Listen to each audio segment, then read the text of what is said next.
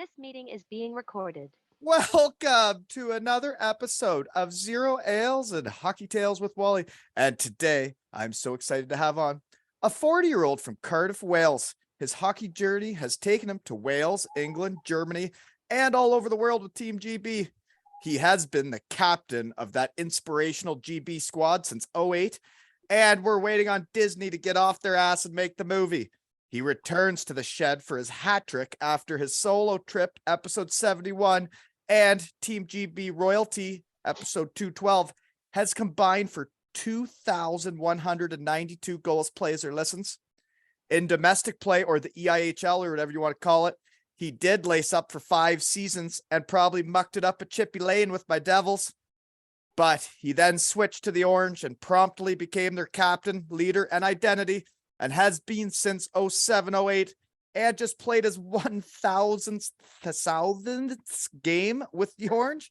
He has won pretty near everything there is to win and won them all a bunch of times.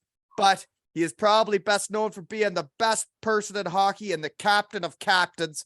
And he is making one last push for a league playoff or gold medal or all of them before hanging up the skates and giving his toes a break. Welcome back to the shed, Jonathan Phillips.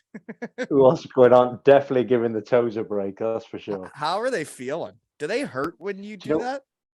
Do you know what? They do, but I think after all these years, it's finally becoming contagious because I think my big toe on the right foot is starting to feel left out, and he's starting to look the same way.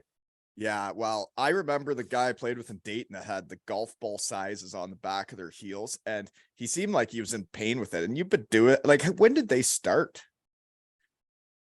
Oh God, I think it was like late teens. That early? I've always, something I've always had, and then, but even now, like, I'm real anal about my skates and how they fit and everything, right? But I think it's just a sensation thing. I'm not sure if I am skating, like in my head, I'm skating completely different, but maybe I'm not. It just feels different. I don't know.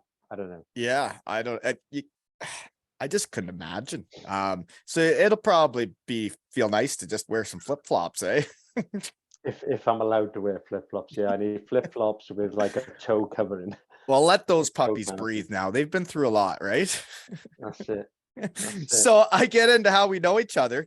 I saw a post that you were playing your 1,000th game for the Orange, which that is crazy, that your body can last that long. But like your last episode there, when you discuss some things you can play through, I get how you get to 1,000 games, but my body broke down well before that. But right after that game was played, then the next day I see you're retiring. Another shed guy going down, eh? Yeah, that's it. To be honest, it was something that came about towards the end of last year and during the summer, and I just thought, 40 years old, why do I need to, why am I still playing? What am I doing, kind of thing? And is that how you came about it? Is you were like, why am I still doing this? Yeah, and the only answer I had was because I love it and I want to. But I just started freaking out about what's next. What's next? Yeah, and I just thought, I know I could play for another 3 or 4 years. I know that, but I just thought, like, why? Just like, yeah. Right now, you're trying to get your first job at 40. Yeah.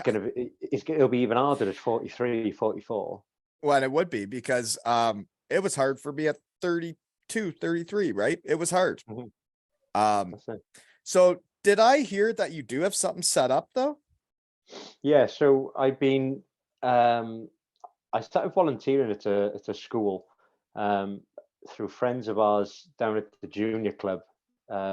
My kids play with his kids, and we got talking. This was at the end of last season. In the summer, I went up to see the school, and I had a couple of ideas of like workshops and things, going into schools. So I thought I should volunteer and see if it's something that I like and I can do. So I did. I've been in this school up in Netherthorpe since, when is it? November time I started. How much time are you putting in there? Just one day a week. I just go up every Monday. Yeah, the one day That's off you get, you go and work then all day or volunteer, I that's guess. it. Yeah.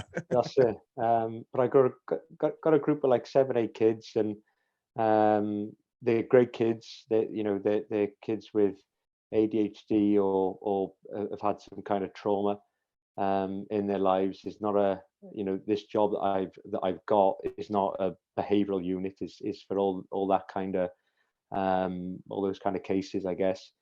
So you And got yeah, some they were. patience then, or what? Yeah, I think being around Ben O'Connor, Davy Phillips, and Mizey and all them, and Bouncy, I think you need patience, Yeah. especially Bouncy. They are all, everybody's a one of a kind, aren't they? Oh yeah, I think it's awesome that like there's not many people in the world that get to walk away from the game the way they want and how they want to do it and walk right into something they're passionate about and want to do, man. There's so many dudes that are totally screwed after or have no idea what they want to do, or their degrees are 10 years old and they've never worked, or 15 years old. And I mean, I think it goes without saying, though, it's part of your character and who you are. And that's why you've been the captain for so long, is that people do respect you. And when it was time for you to get something, people are going to be there. Right. yeah. No, and obviously it kind of feels like a huge weight off my shoulders. But I think also I didn't want to.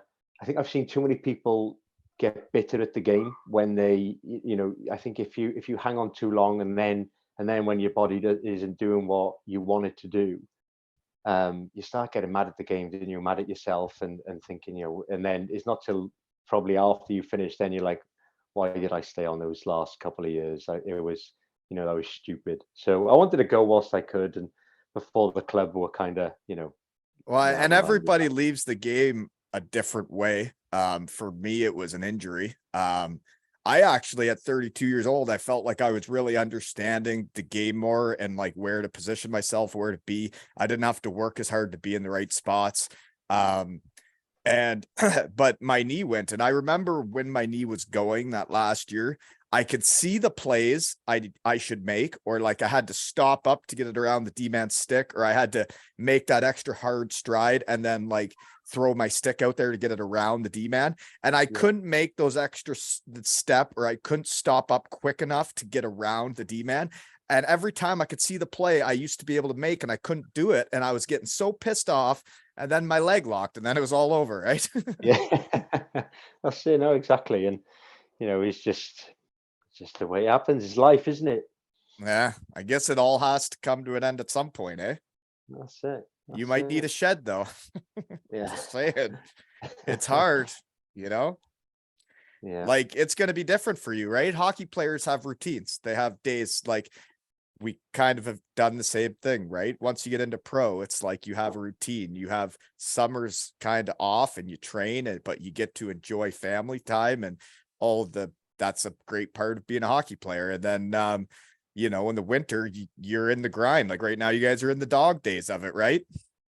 That's it. No, exactly. And I think one thing I will do is, I think I'll always work out and do stuff like that. It's something I enjoy, and I I gave it up. think I think I've just got too much energy otherwise. And I think even if Kurz takes me down the field and throws the ball, and I'll go and fetch it and bring it back to her so she can throw it again.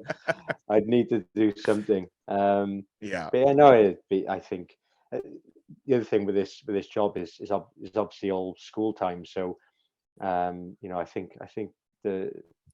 I think you only work 39 weeks of the year, Well, that's okay. and then I will do stuff on those other weeks. I'll So did you have all uh, the schooling for this then, or what? no, I didn't know what Your to take for schooling was the. being the captain of the Sheffield Steelers for 13 years and having to deal with those punks, right? That's it. And I mean, you probably know when you finished and were applying for jobs, it is absolutely amazing how much how qualified you actually are.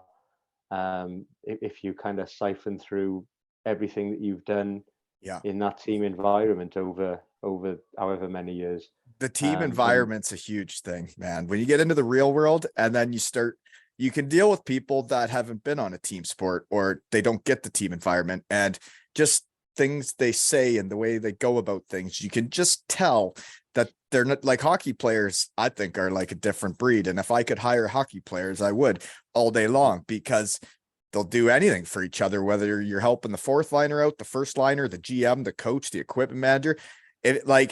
If you last long in pro hockey, it's because you were willing to help all those people, not just yourself, right?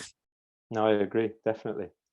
Mm-hmm. Definitely. It took me a while to figure out what hockey had taught me, when it first ended, and it ended quite suddenly. And then I didn't really know, like I had a plan and whatnot, but I had to still execute it. And there were tough times, but once you get in the team environment of like working, it's all the same as being on a hockey team. And organization's an organization, right? There's the people in charge. There's the people that know their role. When you got to block shots, when you got to muck it up, right? That's it. I think the only thing you got to remember is that you can't swear as much. I think that's the only difference. Yeah, well, especially for the kids. why don't we bring that up then? Because now that you're going to be a teacher, you can't give speeches like you did that one time. Yeah, no, that I thought it was just frowned upon, but apparently it's just an all-out no. Right. So I have that written down here. So folks that haven't seen and don't know what we're talking about, this was with Team GB, right? Pool A, the big show. And I would say, quite frankly, in the UK, the C word is used more frequently than over here. Over here, if you say the C word, it can really get people up in arms. Oh God. But over there, it's thrown out more frequently, right? And it's maybe people aren't thinking of it so harshly. That's it. Yeah, no, I mean, obviously, it's one of the worst swear words to be used, but it is you just kind of. But you were proving a point by saying that word, right? That's it. Yeah, That's it. I loved it. Yeah, I did. It's a different approach than when I would get naked and spray paint myself, right? That's it. Well, I mean, that guy in the white suit, there's never ever been audio on that thing, ever. So like, and obviously I know that the guy's there, but I know that there's no audio on it. So, but I mean, I'm in the zone. I'm ready to, play. It was a fight for survival. Well, right. And that was a big match, right? That was the last one then, right? That was the last game. Yeah. Whoever lost was going down. So it was, everything was riding on that game, and just want to get the boys pumped up. And you gotta do what you gotta do to get the boys ready, right? You gotta do your part. That's it. Yeah. Next thing, this guy in a white suit's got a microphone. I laughed so hard at that. Once I started this, I got back into hockey and seeing what was going on in the hockey world, it's like it makes the world not feel so big when I can see guys like you on TV and then hear your pregame speech. And it's like, geez, I feel like I'm a part of this when I know all these guys, That's it. I was right into that game. It was a disappointing one, but I was right with you guys. It was disappointing. That one. Yeah. Well, so you are doing GB one last time. That has added a lot of hockey to your career, hasn't it? Yeah, I mean, I hope so. There's a lot of depth this year, so hopefully I've done enough to get selected. And shut your filthy mouth when you're talking to me. It's not up for debate. If they didn't pick you, I'd come over there and kick them right in the C word. But no, I mean, you can never be complacent. But I think it'd be a perfect way to end. GB's always been a huge part of my life, and I've always loved doing so. It'd be perfect. And I always, when I post stuff that you don't see, because I don't think you're into the Insta world, right? That's my honey hole. But I put up stuff calling you the captain of captains, because you see, like, you're the captain and you have been for so long, but like, then you see who the assistant captains are, and like, they're captains of EIHL teams too, right? Yeah. Mizey, Richie. That's it. A lot of huge leaders there. Huge. Yeah. It's and that you've done it for that long. What was it like the first day you were named Team GB captain for the men's team? It's a long time ago now. It was a long time ago, but I do remember it was Tony Hand actually, and we were back then. We used to do our training camps in Manchester, which wasn't a lot of fun. But I think we had a meeting after practice. It was probably a few days before we were going away, and Tony had said something, but I mean, it wasn't the clearest of instruction, and I thought he'd name me assistant captain, but some of the older guys had come up was like, "Oh, well done." I was like, "Oh, yeah, thanks." But no, you're the captain. I was like, "Eh?" Like, no, it was you. And he was like, "No, I'm the A now. You're the." I was like, "No, that you're the captain." But it So, was. so he was the captain and gave it to you?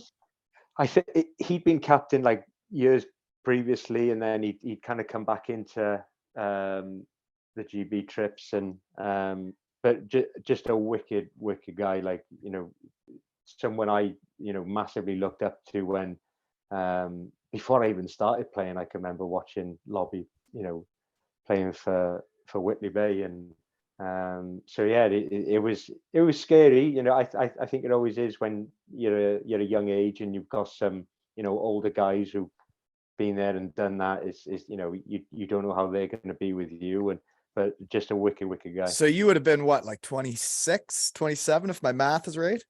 Yeah, it was something like that. Yeah. Yeah, that's Yeah. man. Like, I just had on the captain of Israel, and we just Right. were ranked #1 in Israel in podcasts in the world for hockey. So thanks, Israel. Cheers, big fan. But I had their captain on, and I asked him like what it was like being named the captain of Israel, right? And Yeah. it's got to be incredible to be the captain of your country in the World Championships. It's like, you think of who's named team captain of Team Canada, and it's like, man, to ever think of that honor is wild. And like, you did it for well over a decade. Honestly, it's kind of hard to put into words, and I think I'll find all those kind of feelings and emotions in a When few it's years' done. time when I Yeah. look back. When you get out to your shed. Yeah, and thinking, well, how things used to be. Yeah. But no, I think definitely back then. But I mean, just mentioning there about the other captains, I think that is one of the big things with the World Championships is obviously you get to go and shake hands with these guys before puck drop and exchange, the flags and stuff, and there was. You probably got some saying pretty good there was- memorabilia then, or what? We don't get to keep it. I think Really? the team keeps it. Yeah. But it was no, it was good. Yeah, well, it's been a heck of a ride you guys have been on, but it'd be pretty sweet to end her with one last gold medal, eh? Get them back No, up to Pool A. definitely, and I think that's definitely one thing we've always said is we knew that we were good enough to get up there. We wanted to gain respect by staying there and show the world, and I think we did do that.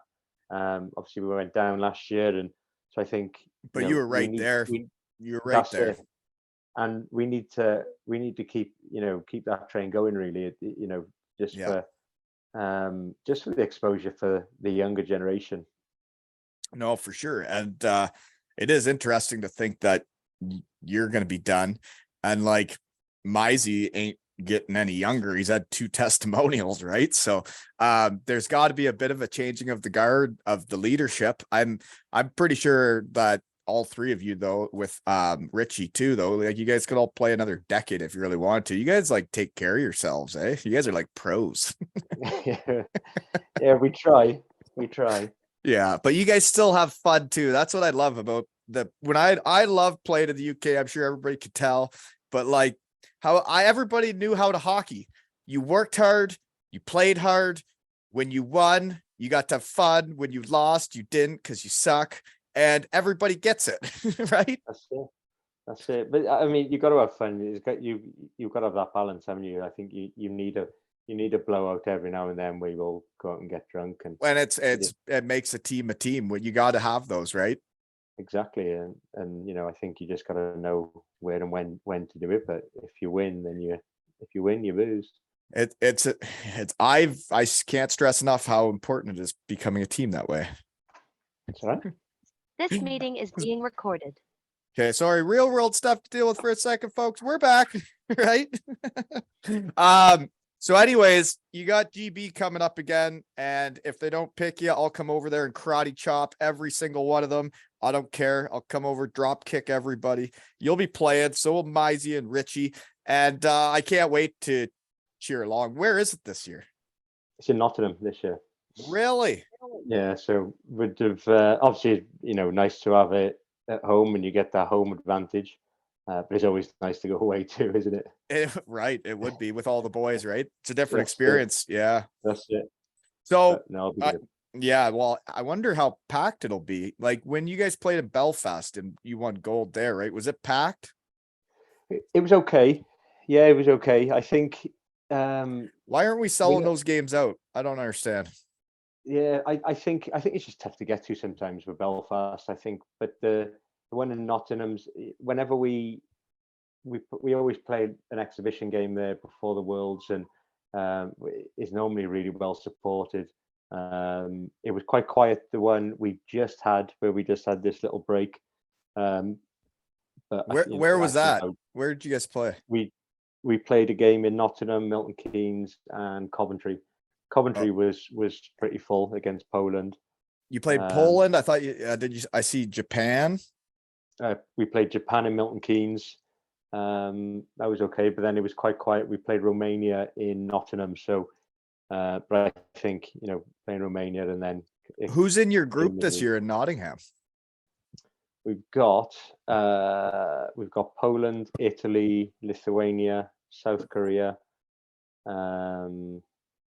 Who else? So is it a round robin and just first makes it out again? First, top two. Top two make it out. Yeah. Okay. Do you play everybody once? Yeah. Yeah. Yeah. So I think we play Italy as our last game. So it's normally 1 and 2 seeds play. Well, hopefully there's a stream or something so I can watch, I really enjoyed when it was all on TSN, man. It was pretty cool seeing Bouncy making saves on like Patrick Cade and stuff, right? That was cool. I know. Yeah. I always like watching people I know play hockey more than people I don't. Yeah, it's way more fun. Like I could go and watch minor hockey all day now when I know all the kids and I've been on the ice with them and I know them. It makes it so much fun to watch them play and make decisions, It definitely does. Yeah. So, okay, you got that GB run coming up, but there's still a league race going on, eh? And so how many games are left? I don't even know anymore. What have we got? 10 or 11 games left. We've just gone through a little rough patch where we just haven't been able to score.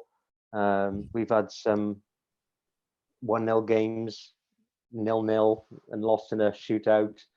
I heard your goalie's good this year, eh? What's it, Greenfield or something? Greenfield, yeah, he's been unbelievable, real good, and he's one of them guys. He works hard every practice too. He's not one of these guys who leaves it to the weekend and says, "I know what I need." He's every single day, and that makes every day way more fun when your goalie's into it. That's it. I mean, because he pushes all of us, then doesn't it? It kind of pushes you to be shooting at your best. And it does. When you go in on those goalies, they just kind of stand there and let it in, and then you're like, "So was that a good shot or not?" Like when I've scored in a game, like what are you doing? I'd hate it because I wouldn't know if I would be scored when it came game time because you weren't trying. That's it. No, exactly. Yeah, I remember the worst I ever saw was Norm Miracle in Germany. This guy was hilarious. He was out of shape. I think he would admit that too. He was large, but in warm-ups before the game and their stuff, like if they passed across on a 2-on-1, even if it was at the blue line, he'd just stand there. He wouldn't even move. He'd just stand there and the guy would shoot into the empty net. Oh God. Sometimes those goalies can be funny though, right? Yeah. So how far are you behind then? Who's in first? Belfast? Yeah, but I think we got a game in hand. I think we'd be 4 points or something like that behind Belfast. If you would play the same amount and win your games in hand. Yeah. And then there's Guildford. Guildford are still flying strong there. And what about Cardiff? Are they in the mix? Cardiff are there. I think they might be tied actually on us with games and points. It's something like that. It's real close, the top 4. Those games can get exhausting this time of year, can't they? When every game is like life or death, and it's like every game's game 7 for all 4 of those teams for the last month and 2 months. Definitely. Well, I mean, and I think that's how it is in this country, isn't it? And that's when, when the new guys come in, and in October, November time, you're saying how important a game against Dundee, no disrespect to Dundee, but you play them at home and you lose. Like we lost from 2-1 this year in Sheffield, but that's two points right now that we need. I know. That could be a little bit of breathing room somewhere, or to make up points. So it just shows. It's such a different format of hockey that is played in the UK. Like that, those games in November when say you did lose to Dundee or whoever it was, and like you just had you missed a chance at the end or whatever, and like it comes to this time of the year and you're like, those 2 points could be so different, right? No, it is true, and I think that's why you need that main core to know and understand how the league is kind of set up. Yeah. Oh yeah, because when I got there, I didn't even understand. That's what we were doing. And then there were games that were Challenge Cup and League, and I'm like, so what is this now? Right? Yeah, what are we doing? Where this is the double dipper, eh? So now if we lose, they get really bad. Yeah. Yeah. And if you win, then it's double. Double points. So that's all gonna be exciting and exhausting these last 10 games, eh? Yeah, no, but I mean, this is the exciting part. This is where this is the business part. This is where all the meanings are, and well, and those 4 teams are all in the mix because you've all had good seasons, right? And you all deserve to have this grind, and that's what hockey's all about. I guess I should get back to my notes though. I always get talking, I forget about stuff. I get into how we know each other. I think this came up in your solo episode, but the first time we would have ever played hockey against each other was in 2008. Steelers versus Steelers, right? Yeah. That's when I kind of started watching the UK league and like Sheffield, and was after I played against your team. And then I saw you guys were one of the top teams in the league, and I didn't know anything about the league until we went over there. I thought that was a cool experience. Yeah, no, I remember those games, and I think you said before, didn't you weren't there the year before that, were you? No, that was my first year on the team. Yeah. But you went to Bietigheim, right? We went to Bietigheim the year before. That was my first season, which would have been like 06, 07. And it was a sponsor called LUK. I think they sponsored us both, didn't they? We had yellow buckets with that on. Yeah. Yeah, and they took us out there. It was like literally the first week we all got there, and we had a great time. And I remember we'd had a few too many drinks on the second game, I think it was, and I remember thinking, if there was a God, this game is going to be over. And literally, I think after the first period, the lights had gone out and they couldn't get them back on. So that would have been back in the old barn.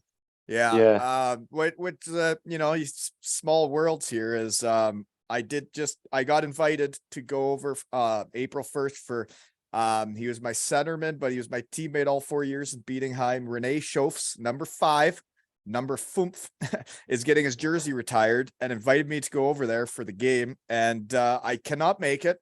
I already committed to Batchies, but pretty neat to get invited to 2 places at the end of one season, right? I've been out of the game for 7 years, so to get invited anywhere is pretty cool. That's it. But I wish I could go support you, Renee. Instead, I'll have you on the shed and support you that way because I can't do everything, right? I wish I could. Yeah. Right? Be another great shed recruiting trip too, probably. But I can't do it. But yeah, Bietigheim's a cool town, eh? When you went there? Yeah, nice spot, it was a lot of fun. Yeah. A lot of fun. Yeah, we had a great time. Yeah, I was there 4 years. Really enjoyed it till they asked me to kindly leave. They took us to some like Mercedes track as well, and like we were like test driving all the Mercedes, but on like the it was like a proper test track, had all different parts of, you could do like Your 15 team off the probably bat. set that up. I remember going, so that's where Porsches, right? That's everybody drove a Porsche in that town, like everybody. And I guess before I got there, the player of the week or month or whatever would get a Porsche to drive as fast as they wanted to down the Autobahn, which I don't know if that's a good idea to give your players to do that, but I guess that was the thing. But yeah, there was Porsches everywhere in that town. We went to like the museum or whatever and saw all that stuff. But yeah, it's a cool little town. Nice spot. Yeah, that was good. So other ways we know each other then is we didn't play against each other then, and I don't see the UK league again until I guess 2014, 15 and 15, 16.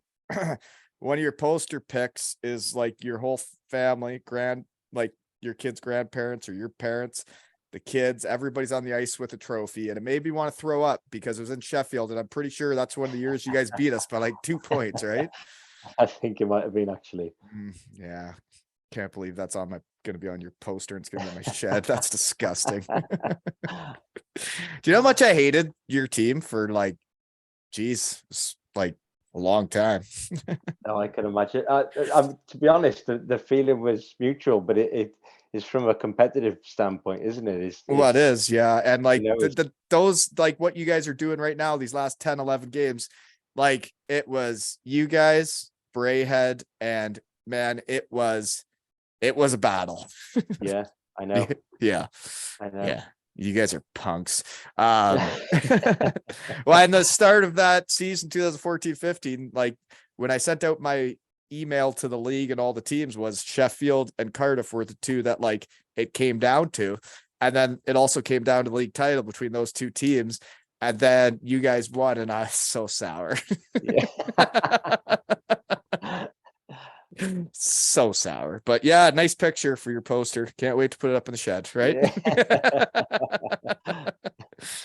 Pretty cool though, those experiences when you win a trophy though, and you have your parents and your children on the ice. Like even you got to play long enough, your kids are going to remember watching you play hockey, right? No, and I think it shows with them, and even just with I mean, they play hockey now as well, but even before that, you could see the way they were in school. You could tell that they'd been like around our dressing room and things like around our dressing room, and I just think it makes a huge difference. It does. And I like for my son, he wasn't around, like he was in Cardiff's room and dishing out the beers after big wins in the big blue tent. And he got to see some of the biggest dandies I've ever played with be hockey players when he was a 3-year-old. And I think it's stuck with him because I couldn't be prouder watching my son play hockey now. It's like he celebrates his teammates' goals as much as he celebrates his. And like yesterday, so they're going to have a skills competition in their upcoming tournament. So they did a skills competition at practice yesterday, and whoever won the events get to do it at the tournament, right? So him and Big Willie, another shed guy, they get into the fastest skater. So Colby wins going forwards, and then they also have to do it going backwards, and it turns into the two of them again. And Big Willie can float going backwards. It is as smooth as it gets. And he wins pretty handily. But then after it was over, they competed, kind of like me and you chat now. They had competed, and then my son went up after he lost and went up and like congratulated the guy, gave him a fist bump. And I was like, that's hockey. I like seeing that, right? That's it right there. No, definitely. It's a respect thing, isn't it? Yeah. And guys that know how to hockey, you know, when you won or lost, you guys did beat us those 2 years, right? It sucked. That's it. It was, when we signed Brandon Whistle and Jackson Whistle the first time, a few years back, my kids were 8 and 6 at the time, and Brandon was saying how he was like, when his dad Dave coached me in Cardiff, him and Jackson were 8 and 6. So he was like, and he said it's weird to think now, your kids are and then you get to see the impact it can have on kids too, right? When they're around, like it's different for like our kids that are right in the locker room and stuff, right? But then you see like kids that are fans and like just meeting players and what it can do, right? I got to see the kid that's wearing number 18 for the Cardiff Junior Devils. I had him on the pod just a couple ago, and 7 years ago, I'm playing for the Devils, and I think there's a kid wearing 18 over there still because we went bowling together or something, right? It can mean a lot to these kids, right? It does. It does. No, definitely. And actually, that's what I think we played on the Sunday. We just won, and I think I stashed a couple of beers just in like the ice bucket, like around the back of the shower. And I was like, Wes, a couple of cold ones back there. Go grab us one. And he was like, I was grabbing your beers when I was 6 years old, and now I'm doing it again. I was like, yes. And he was like, okay. and it does happen fast, right? Like these kids grow up fast, man. I've seen my son and his buddies, and now I look at them and they're like almost getting as big as me, man. It's weird. It's crazy. It is crazy. So your kids are playing then. What position are they? The oldest one, he's a forward. And then he likes to play on the wing, and then my youngest is a D-man. He's just How old are they? That's 12 and 13, but it'll be 14 in April. Oh, that's pretty cool. So can they're players, they're into it? Yeah, no, they love it. They absolutely love it. When the research team got hot, they got elite prospects pages now. You should have seen them buzzing, but they they spelled Osh's name wrong, and he was livid. He was like, "Dad, like, come on!" So I had to email in to get him to change his name. Oh yeah, no, those things do matter, right? The kids, it's pretty cool when you're that age and see that, right? Definitely. Be like being on a podcast. So you know what happened? So I had on Raheem, my boy, that's wearing number 18. And then his captain, Miley Drazy, that is a girl that's the captain of the Cardiff Junior Devils with the boys. And I had them on the same week, and we talked about what chocolate they wanted. And it was Buenos for the boys for Rah, and it was Whirls for the girls for Miley. So that I thought it was going to happen at the Cardiff Devils game, that they would throw Whirls for the girls, and then I was hoping like the players would collect them. And I didn't really think it out. I was thinking somehow it'd get to Miley, or she'd at least see the Whirls hit the ice and know they were for her. But then the Cardiff Junior Devils, so there's only one Whirl hits the ice at the Devils game. One. That's embarrassing, Shed family. Be better. But anyways, the next day at the Cardiff Junior Devils game, the game ended. And Cardiff won 3-2, and I sent a video, a whole bunch of Buenos and Whirls for the girls hit the ice, and all the Devils are picking up their chocolate for winning, and the other team hadn't left the ice yet. All these little kids, and they see the chocolate hit the ice, and then they go down to the Devils ice and start trying to pick up the chocolate, and it turns into a dust up between the Cardiff Junior Devils and the other team over the chocolate that all happened from talking to the Shed. So you started a riot. I started a line brawl in under 12. From the other side of the world, folks. Chocolate is life back then. And you know what, though? It is not the first line brawls I've started. So been in a few of them. A couple of them were my fault, and I'm sorry for all the other guys that fought that day. Didn't mean to. But seeing the video of the kids fighting over the chocolate after coming on the pod, that is memories that, like, I think that's as neat as life gets, when you can see kids fighting across the world because of the chocolate you got through. That's priceless. It is. So poster picks. 2017 playoffs. You sent one, I guess one's with your mom and then one with your wife, eh? Yeah. Isn't winning fun? It is. It is. Yeah. I think especially when you get to, you kind of touched on it there before, you get to share with your family, who, they put so much into your careers too. A lot of sacrifice, right? Yeah. I mean, obviously the wife now, and, the weekends away and the grumpiness after losses and things like that. And then, like, you don't sleep as much, right? You get home after a long trip and you haven't slept much. And then you find it, you do get home, and then you're like, I actually want to, like, I got to sleep in today. That's it. No, exactly. And then, just everything that, my mum did for me, and, everyone else's parents have done for them. all them kind of long traveled nights on a Friday night after work, and then getting you back to the rink, in Cardiff for a 10 o'clock game. What is going on here? I don't know, but the kids don't get it. They don't understand what the parents are doing for them until they start doing it. That's it. No, exactly. Because like, I don't know, it's weird for me though. It's like I get bored easily now, right? Like I work, I do this, I coach and whatnot, but like the nights we don't have hockey, the nights we're not going and doing something, I'm like, what do we do? I get so bored so fast now. I used to be so good at being bored when I was a hockey player. Yeah, I know. Well, I remember when we had kids, and in the night times, and you're constantly doing something, a nappy change or a feed or whatever it is, getting Changes you, something doesn't ready for it? school. Yeah, but then that night that you've got nothing, if the kids are away somewhere over grandma's or whatever, and then you just think like, what did we actually do before the kids? We Seriously. wasted a lot of time. Like a lot of time. Yeah. A lot of Exactly. time. You're right. And now it's like, well, what am I doing? And if I'm standing there, Yeah. I'm like, well, what am I doing? I better do something. Yeah, I don't know what it is, but I need to do I something. gotta do something. But yeah, the winning, you get to take the pictures with your family, but you're right. I always say it takes everybody to win. It's not just the players on the team.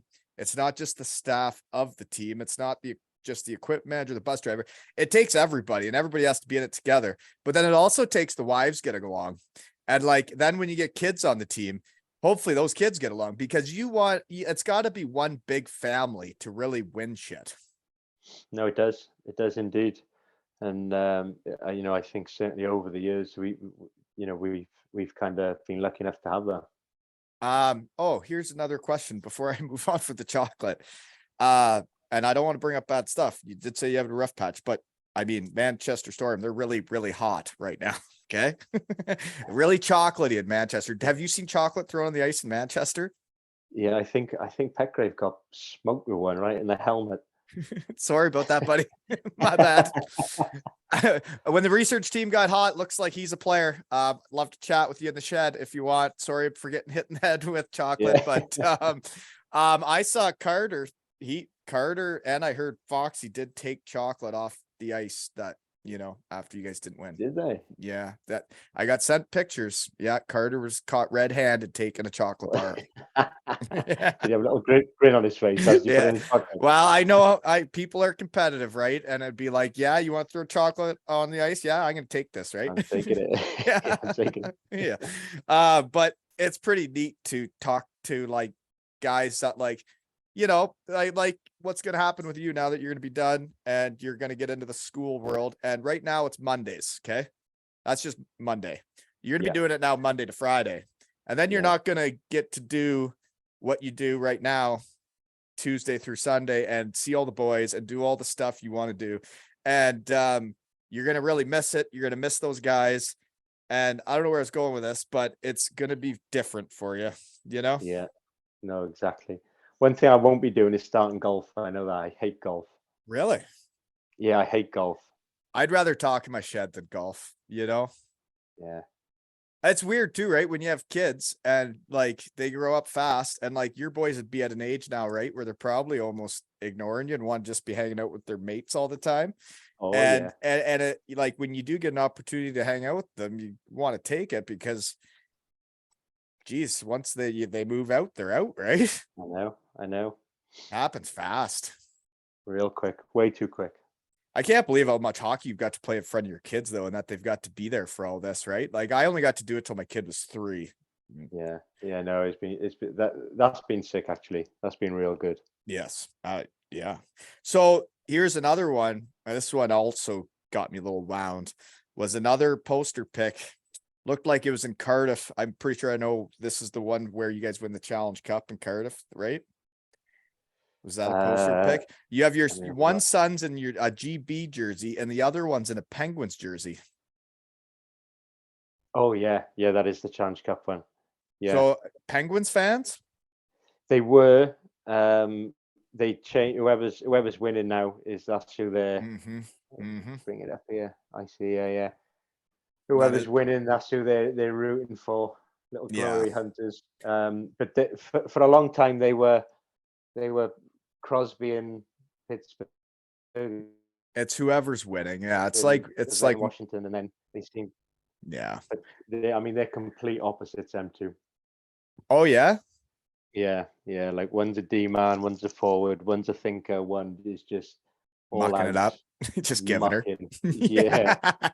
I'm like, mate, you're gonna kill yourself or kill someone. Just yeah. calm down, I please. think it's hilarious. The more I watch hockey, the more I'm right. Everybody plays hockey like their personality. And Yeah. watching people play hockey, you see what they're about out there, you know? That's it.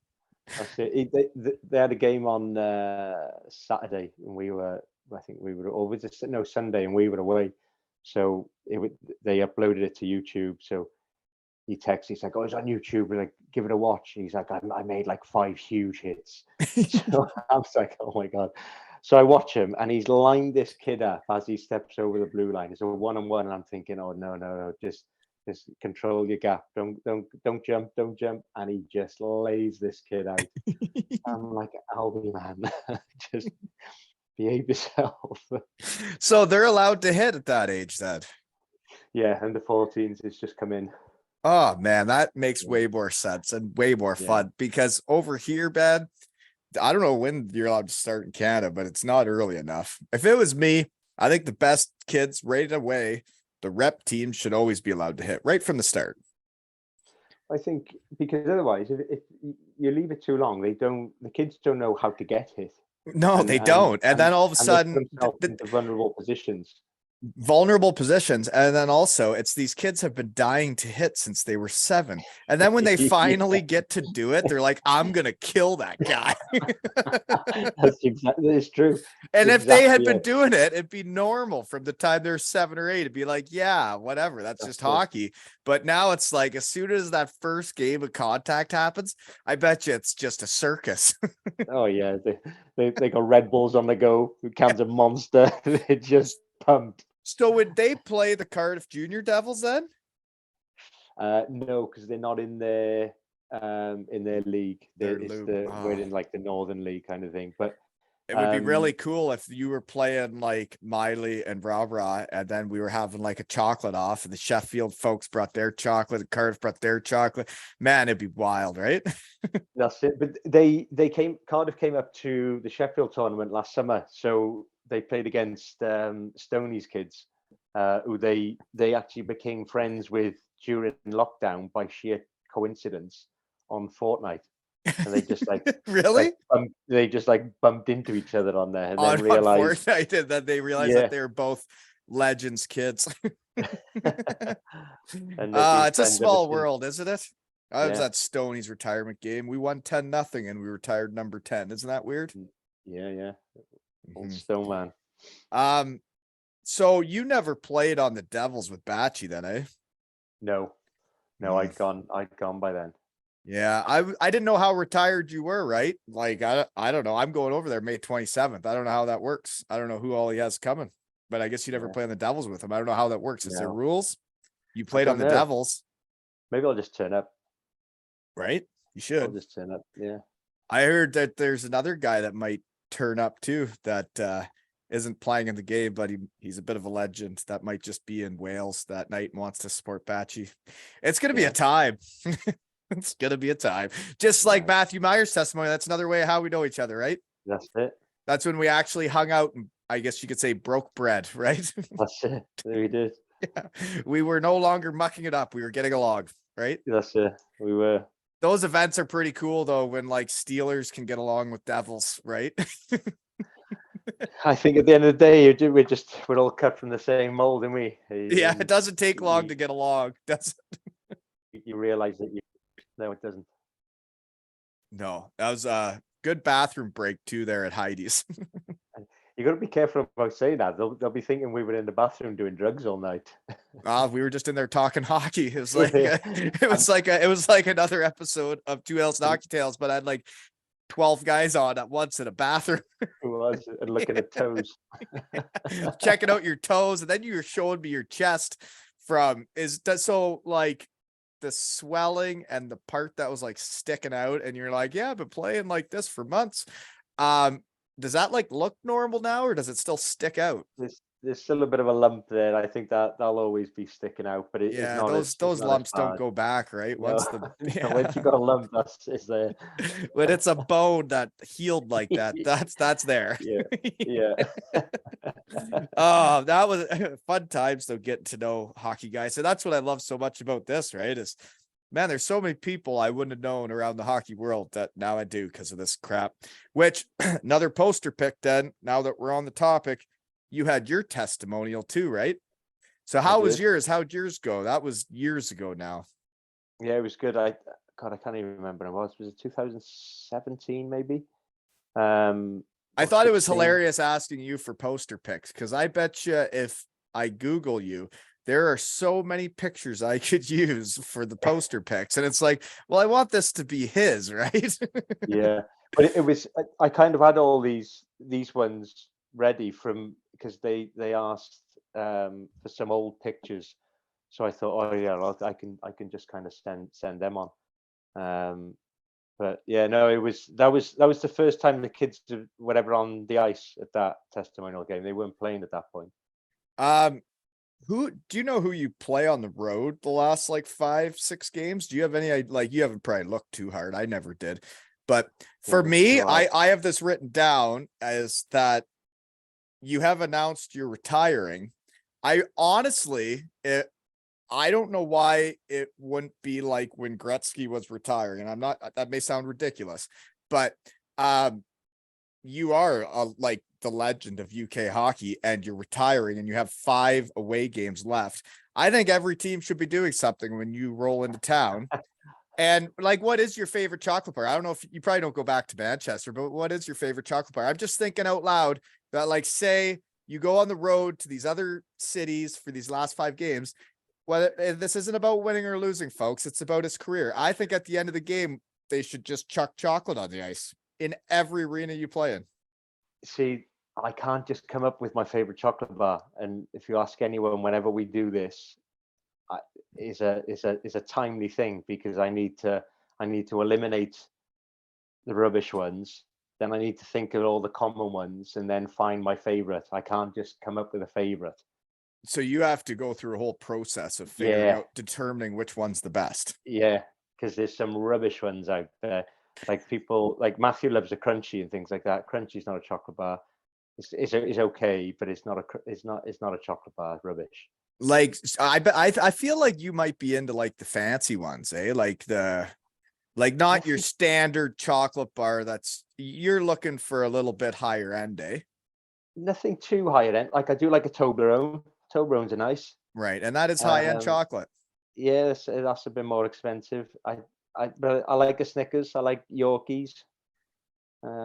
Yorkies, they keep coming up. So that my favorite bus driver in the league, Greggy from Manchester. Yorkies are his thing too, right?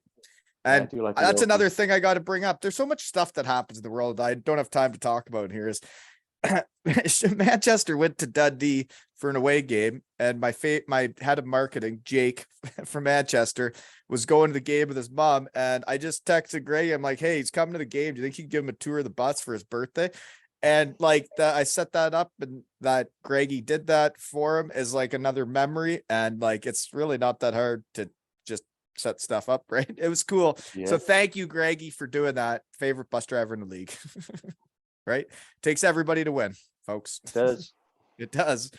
Anyways, chocolate. So you think Toblerone do you think that's your favorite? Yeah, it is up there. I can't come out and say it's a bold statement if I say it's my favorite. I can't. You know what else though is that Petgrave may get a little wound if they start throwing out the full size Toblerones. Those things could hurt, right? Knock you out. That's gonna knock you out. Yeah. Yeah, that's like especially, and then there's like the really big ones. Can't be throwing those on the ice, folks. That hurts somebody, right? I don't think many people can afford it. They're too expensive. The big ones. Well, then maybe Toblerone's not the right idea. I think the normal size Toblerone won't hurt anybody, though, right? No, it shouldn't do. Yorkie, I do like a Yorkie though with a nice cup of tea. You're so British. I do this thing though. I'll take is a bit mucky. I take two chunks of the Yorkie, put it in my mouth, and then take a sip of like hot tea, and then it melts in your mouth. You can't really be around and talking to people, but it's real mucky. Is that right? Eh? So I used to do it and in when my you're biggie saying a days. cup of tea, that's just your straight up normal tea, not like a Yeah, just normal cup of tea. huh.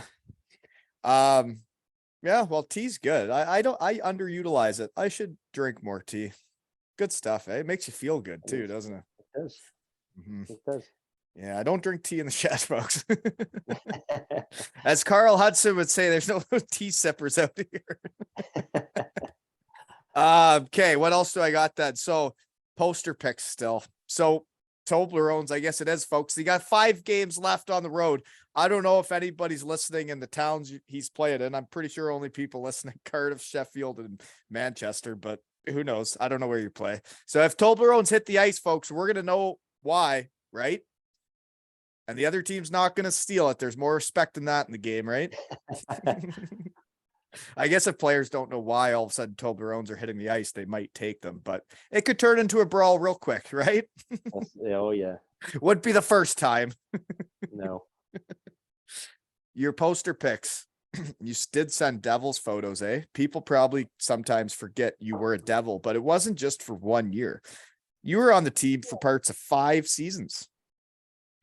Yeah, I think probably a lot of the Devils fan base now is probably a newer fan base, I would have thought. Yeah.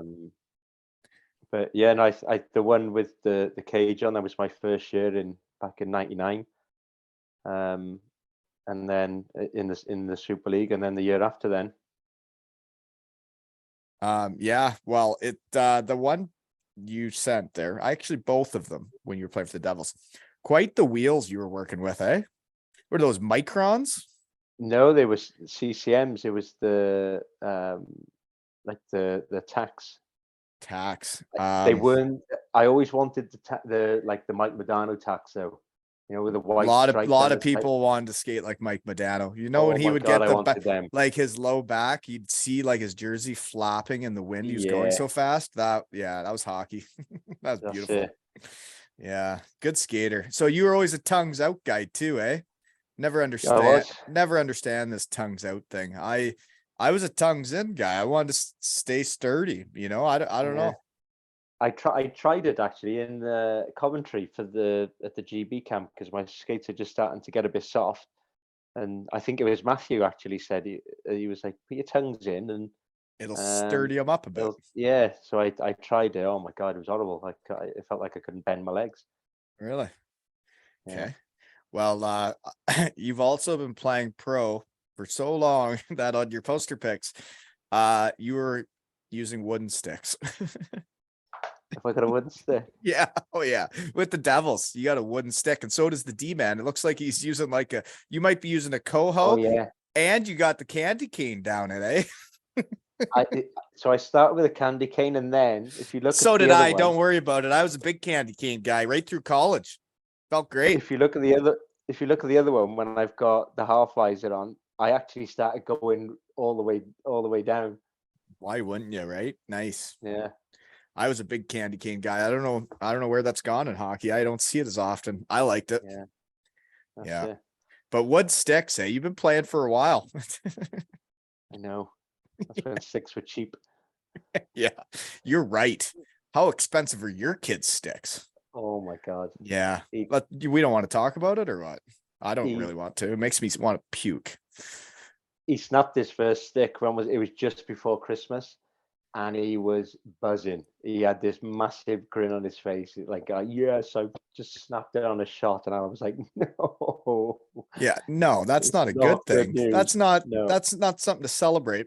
It's like I see little punks sometimes like slam their stick and stuff on the ice, and I'm like, if my kid did that and then got in the vehicle after, I wouldn't care if he played good or not. I'd be like, do you know how much that stick cost me? If you break that because you're angry, because you're not happy with how this game went, I will lose my mind. You know? Yeah. No, I told them that from when they first started too. Like, you know, you don't ever. You respect that. It costs a lot of money. It's the same in pro though, right? You see the guys slamming their stick and breaking sticks and acting like they're like the kids that are doing it, right? And it's like, what are you Yeah. doing? Yeah. Play better. Don't slam your Yeah. stick. Play better. Yeah. What did you stick to you? Yeah, seriously. Was that the reason? I don't think it was a stick's fault. Yeah. Anyways, what else do I got though? So I think that every team, when you show up to town, should at least be giving you something. And, like you think about these spit and chicklets guys, they're talking about playing 1,000 games and they're getting all this fancy stuff. Like you are like the legend of GB hockey. You got 5 games left, folks. Figure it out. Give them something, right? Right? Toblerones. Mm-hmm. Yeah. So another poster pick I really liked. 1996 Quebec tournament, eh? How'd that go for Team England? Yeah, that was wicked. That was one of the best experiences ever. I'd only been playing about a year and a half, and then got selected for the England team, and we went to the team. You'd only been tournament. playing for a year and a half, and you went and played against the top kids in the world, and that? We weren't in the top group, so we were. Oh, we were okay. I know our first game was Mexico. I remember that. So, so how did it go?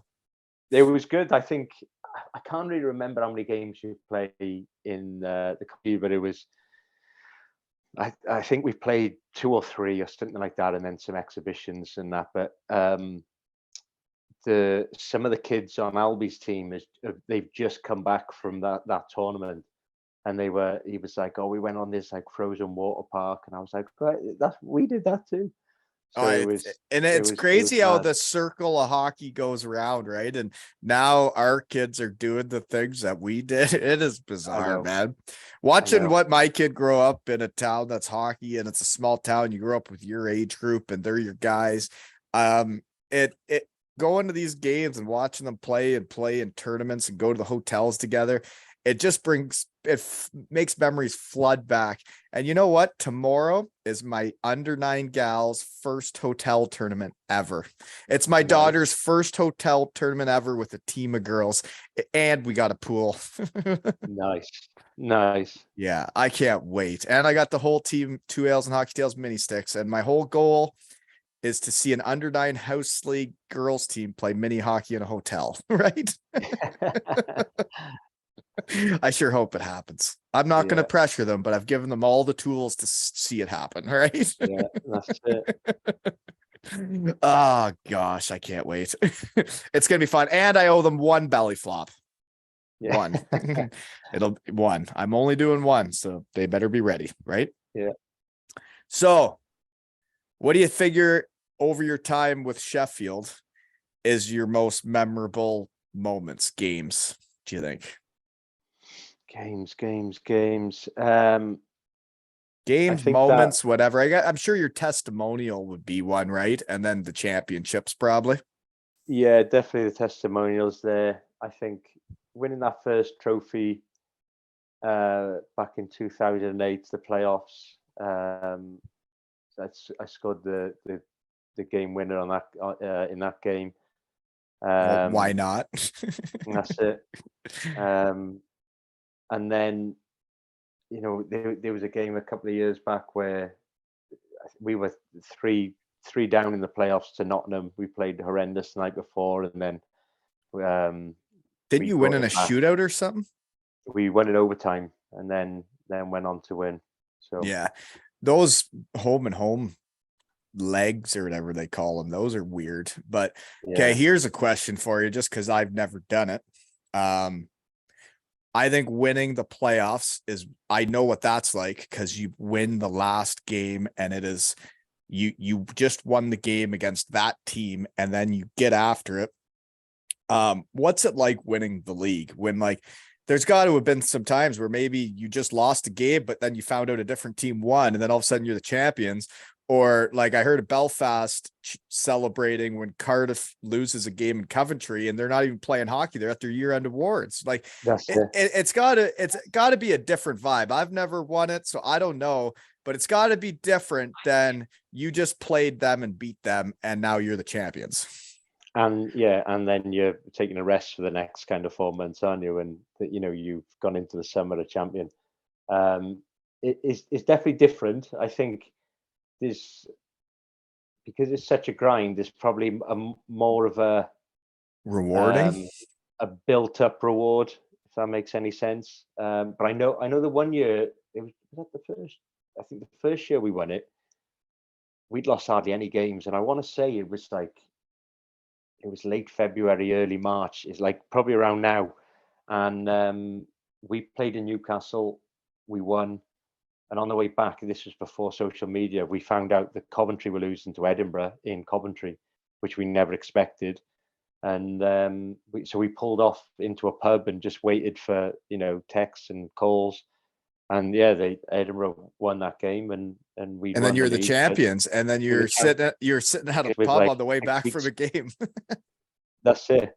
But we had like 6 weeks to go with the season, so it was it's hard to stay up then and Right. stay in And have stay that focused. edge, right? Yeah. That's it. It's nice that the league is as close as it is. Yeah. So that everybody has everything to play for, not just the teams trying to make the playoffs, right? Like every game's crucial right now. Yeah, and I do think it makes it all exciting, and That's what it's all about. Yeah. Exactly. It is interesting though that like you can become champions at a pub on the way back from a game, right? That is just different than how I grew up in hockey. And like, I'm not saying it's wrong. I think it's cool that you're different than every other hockey league in the world. I think it's cool that they do their own thing, and but it's also weird, right? Yeah. No, it is. Okay, so then what else do I got here? What do you think you are going to miss the most, and what are you looking forward to most about being retired? Oh, miss the most. I think definitely like the bus trips, road trips, dressing room in the mornings. You're gonna need a shed. Chatting absolute shite. Yeah. And then Yeah. and you know what? Even I think just that competition as well, and you like competing. That feeling of kind of especially like an overtime game, and your emotions are just up and down like this, and then it's just pure going nuts when your team scores. It's like, how do you replicate that? You can't. You can't. One thing I really missed, which I didn't know what I was going to miss until it happened, but it was in Cardiff, like in the big blue tent, when Sully would get out there and sing the Welsh national anthem. Yeah. And like, we'd be staring at you guys and you'd be staring at us, and we're all standing at the blue line looking at each other, like looking at each other in the eyes, like, we're going to do this right now. And it's going to be us against you. And then they'd drop the puck, and like the fans would be going, everybody would be going. But during that national anthem, when everybody's staring at each other, and the tension and like we're going to go do this and compete, like you can't replace that shit. No, you can't. And Sully was good at that anthem too. He was real good at it. Yeah. Very powerful. It's not underappreciated. What's the word? Under something where like people don't realize how good he was. He was good at it. He's good at it. Yeah. He'd get the hair standing up on the back of my neck, Yeah, it does. Yeah. So over your time then with the Steelers, I got a few names written down that, there's a core there over the years where like you've been there for a long time, but these are the names I wrote down. There's probably more. Hewitt, Tomo, Simsey, Matthew Waugh, Legui, Sarich. Those are some I wrote down. Yeah. And then, I mean, you've got Joe Talbot, right? A huge part. Steve Munn, Randy Dagenet, Jody Lehman, Colton Fretter, right? And then Ben O'Connor, Dowdy, Davey, right? I wasn't thinking about those ones still. Yeah. And Dowdy's got a testimonial coming up, eh? He does. I think it's the 28th of March, I think. Did he already do his ladies' night? Yeah. No, it was good. You were in that? You were involved? I was. Did he get in a thong with a 75? He didn't. He was trying to get me to, like before it. I was like, no, not anymore. No. If you don't got it, don't flaunt it, right? If you Yeah, got it, flaunt it. I'm not getting in that, right? that's it. They don't want That's to only see for my the cheek. boys in the locker room. I do it in the That's locker room it. for the fellas. I'm not doing it at ladies' night, right? That's it. Mm-hmm. But yeah, that'll be pretty exciting. That like, and that's a testament to Dowdy too. And like, it's a good crew you guys got around there. I would have never said this 7 years ago, but like, you got some good people in it, part of the organization for a long time, right? Yeah, no, we have done. Yeah.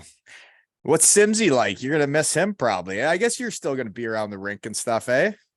Yeah, I think I'll still try and stay involved in some way. I'll certainly go down and watch games when I can. Did you ever coach your kids? No, I've gone on the ice a few times and just tried helping out in practice, but You'd be it's too busy to really get involved. But do you know that I'm just gonna say this? You can take it how you want. Getting into coaching, and once like so we got back and my kids were so young, they were just in like the skate around pylon, shoot it on the net. Nobody's on a team. It was all cool. They were learning how to do it. But like now that they're on teams and like they get to play for trophies and we go to tournaments and like coaching them like has brought back all my love for hockey, and it brought back the competitive side. But like in a way, it's not like I get mad if we lose. It's like, well, why did we lose? Like, what can we get better at? And then you start thinking about hockey more, and like it's our passion, it's what our lives have been.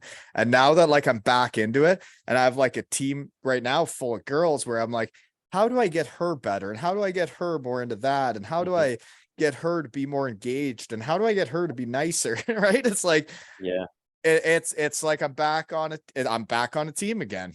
that's it. I think I'll definitely, once I'm done, I'll definitely be more involved down there. It was just hard to, they're on twice a week, but you just didn't want to put your skates back on after skating during the day and every Oh day, and yeah. you just like, and I mean, they practice on a Monday is one of their sessions, and I just thought, oh, that's the one day my toe don't have to go in that skate. Yeah. I can't.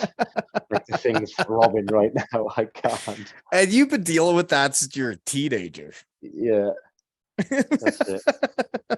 I was like, That's no. crazy. No, but it's true though. It's like, yeah, it was like when I worked at a golf course working maintenance. It's like by the time you're done working, do you want to go golfing? I've been here Yeah, long enough. yeah.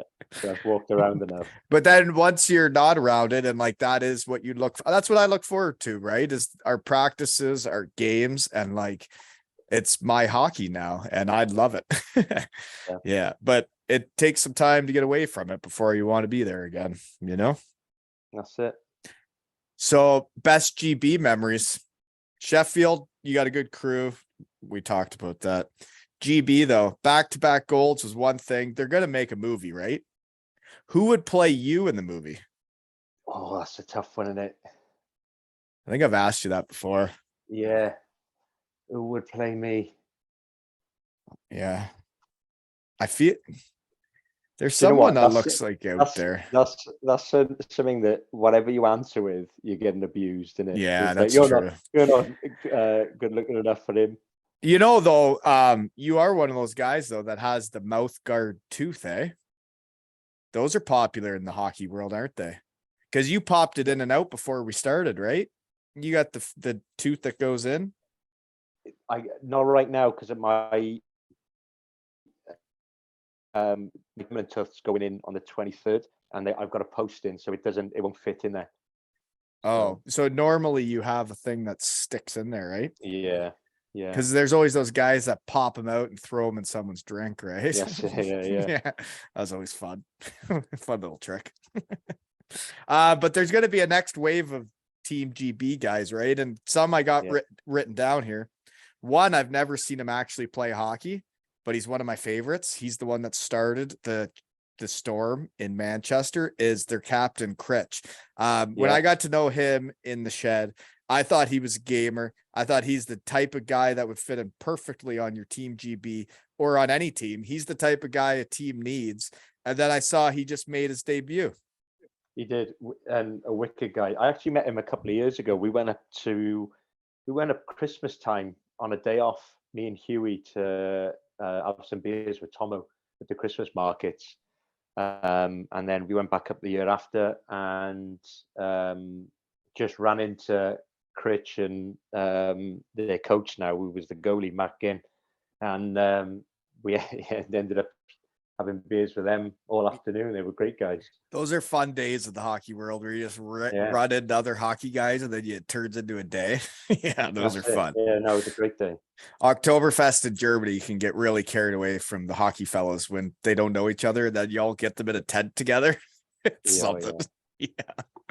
But no, it's cool to see Critch make Team GB, and he's a shed guy and got the chocolate storm started, right? And then that Liam Kirk is healthy and playing again, and I saw he led the team in scoring. So that nice to see him healthy and playing again, eh? It is, and he's doing really well right now in Finland. So hopefully, bigger and better things, and he keeps going the way he's going. Yeah, because it gives those kids, and like, it's interesting seeing what hockey players doing well can do for kids, right? And inspire them. And it's like having a kid make it from Great Britain, make it and actually play in the NHL could really make an impact on a lot of kids, right? That's it. I mean, and I think now is, before kids would be, oh, I want to be Robert Dowd or Ben O'Connor when I'm older, and it's like, don't look up to us. Like, look further than playing for the Steelers or the Devils or the Giants, whoever. Like, Yeah, dream. We've made this NHL. path, but now we're on the map, right?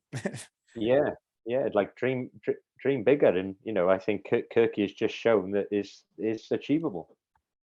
And it is. Yeah, you're right. And seems like you got people in charge that can help with teaching people how to hockey at a young age, right? You got Hendo in Cardiff, and then I'm sure Sheffield has some older players hanging around that are teaching kids how to hockey, right? And it's important knowing how to be a teammate and how to deal with it all.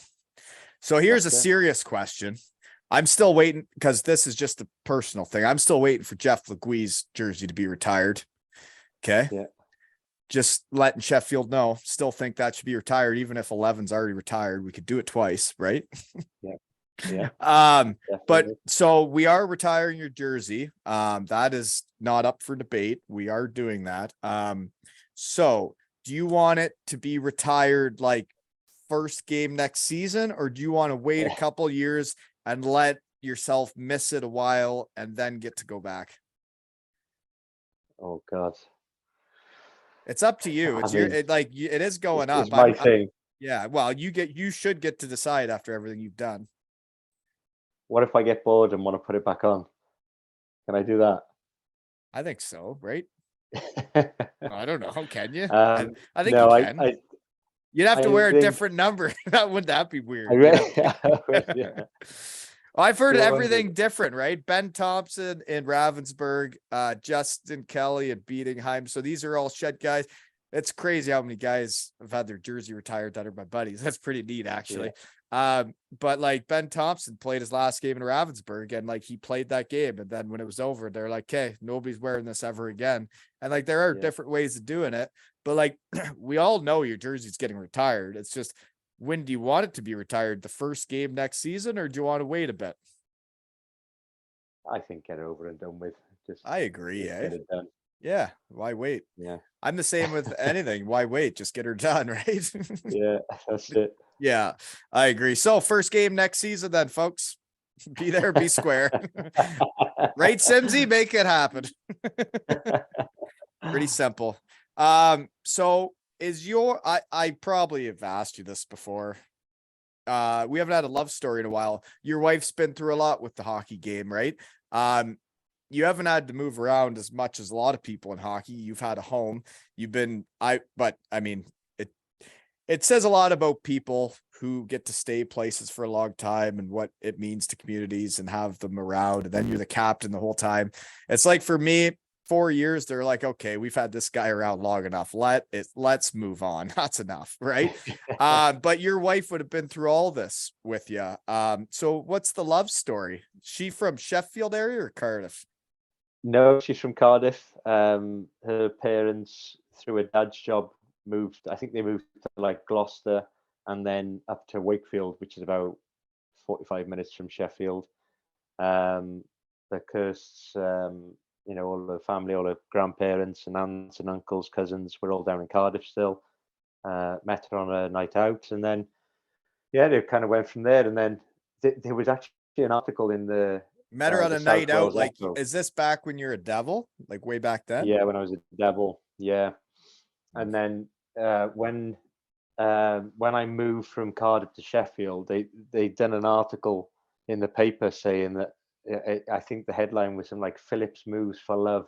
That I'd met some Sheffield girl. I was like, no, she's from Caerphilly.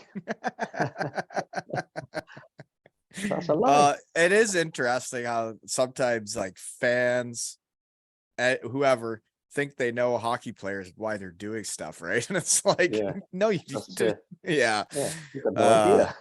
No, but like now your home is Sheffield, right? Like that's what's happened, and it was a big move way back when you moved from Cardiff to Sheffield, but you probably didn't realize how big of a move, eh? No, not at all. And I'd only ever signed 1-year contracts in Sheffield, but I never thought I would. I'm just going to stay here a year, but I never thought that I was going to leave either. And it was. I think when the kids came along and they got settled in school and all their different clubs that they're involved with, you just realize that no, this is home. This is where I am.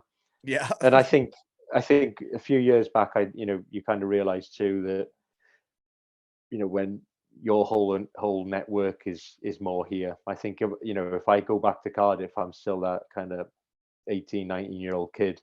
Yeah. Yeah. So. No, and like you have grown up there though, right? Like you've been there a lot. Yeah, that's been your life. And you do, especially when you have kids, you start putting out roots places, right? Yeah, changes things.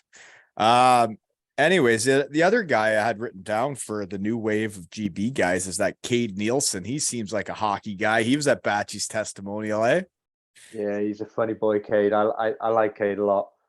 And I mean, hell of a hockey player too. He was unbelievable at the World Championships. It's got to feel cool though as you're stepping away and like the team you've been on and the crew, like you're the captain, you kind of make the culture what it is with Richie and Mizey and the boys. But like then you see this new wave of guys that like they're hockey guys, right? Like there are hockey guys out there now that just really aren't that hockey guys, right? They're not like it used to be. And I see the GB guys coming up. They seem like that Cade guy. He seems like a hockey guy. That's all I'll say. Yeah, no, he's a beauty. He's an absolute beauty. And I think he's just infectious in the room too. He's having fun. He's having fun. But I think the respect that he's got for the game and the people around him is huge. And I took to him straight away. I can remember him as a kid with, he's best friends with Morgan Clark, David Clark's son. So I can remember him, Cade, when he was just a little nipper on Clarkie's camps. Well, it's pretty neat seeing the circle of the hockey world as I get older and how like I get back around rinks now and the dads that are around the rinks are the guys I know that I played with and now our kids are playing.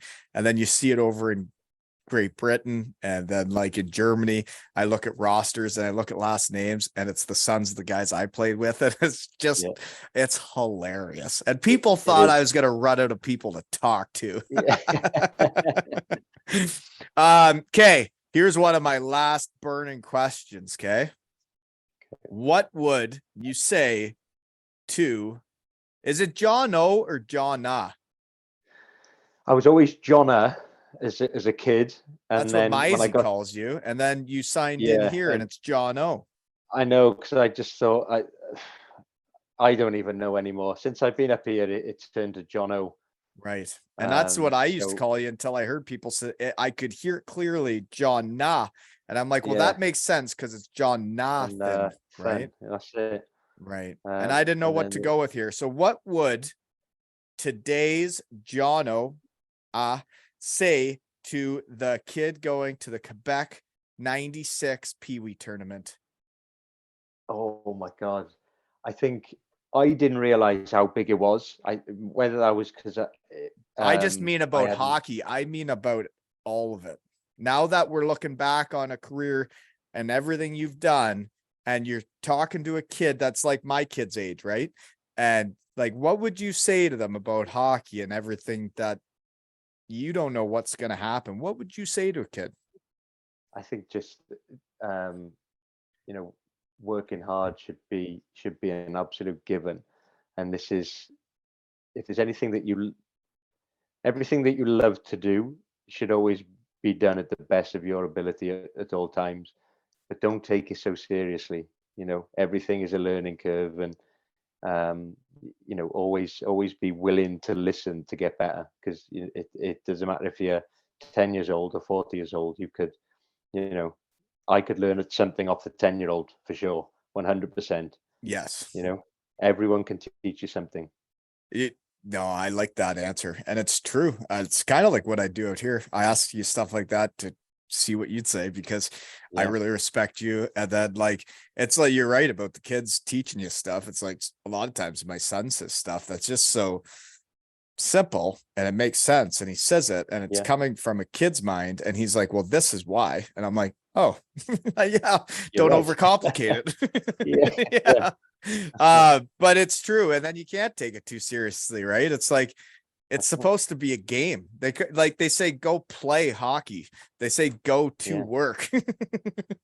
Right. That's it. Yeah. And sometimes it can get pretty serious, right? Like you're looking at NHL players and they go out for their post-game interviews and you see how pale they look. You see how they don't look happy. They don't look like they're enjoying the sport. They don't look like they're going to play hockey. They look like they're going to work. Yeah, no, you're right. And I think winning is fun and fun is fun. And when you work hard all together as a team, then you win and you have fun, right? You do. That's my like looking out at it now. You know, you do it for each other and you try and be the best you can be for everybody, right? Absolutely. I think it's been pretty neat watching your career though, because I did kind of watch it. I guess that would have been right around when you just became captain and we come over in 2008. Yeah. And I first had a look at the Steelers organization and saw the arena. We played in the other one, right? Yeah. But like we play those exhibition games, then you kind of always just have an eye out for that organization. And then when it came time to come to the UK, you're still the captain. I still know these players I played against like 8 years before. And it's like, wow, like what an organization that they have the same guy as the captain and he's still doing the same thing. And then I played against you. Then I got to get to know you and then get to know the GB guys. And it's like, these guys know how to hockey. Like if I ever wanted to learn how to hockey, I would learn from you and Mizey and Richie, you know? And that's why I'm such a big GB fan, you know? Yeah. Yeah. Well, I honestly, I wanted to have you on when I heard you were retiring, just because I don't know. I think you deserve it. You could come on anytime you want. I'd have you on every week, but you hear about people when you talk around in your shed, and I literally have never heard anything bad about you, like anything about anything. And everybody's just like, he's the nicest person I've ever met. And I'm like, there's gotta be something bad about it. There's gotta be something. There's always something, mate. Yeah. There's always something. No, but like, and everybody that you play with respects you, that you're the captain, you have been for years. And it's just like, man, it's been a hell of a career. Well done, sir. No, thank you, mate. Thank you. Appreciate it. And thank you for coming on. And like, to me, it makes me feel really cool. I've never felt cool in my life, but now I feel cool that like I can just write you and be like, hey man, will you please come back on? You've had a hell of a career. And you're like, yeah, man, anytime. And I'm like, really? But seriously, that's what makes this whole thing work, is the great people in hockey. Yeah. Thanks for being you and doing your career, because I think the hockey world's going to miss you a lot. I think the Sheffield Steelers are going to have a transition period. It's going to be very strange for them trying to figure out who's going to be the next captain. Like organizations need guys like you. They need Richies, Joey Martins. They need guys like you that are like the identity, that are with the team through it all. And it doesn't matter whether there's wins or losses. This is our team and these are our people, right? It's going to be a strange time in No, Sheffield. Yeah. Mhm. I'm sure they'll get by without me. Yeah. Oh, Okay. Well, I think my battery's about to die. oh, it's time to get back to the real Maybe world it's on. anyways. This has been another episode of Zero Ales and Hockey Tales with Jonah, Jono, and Wally.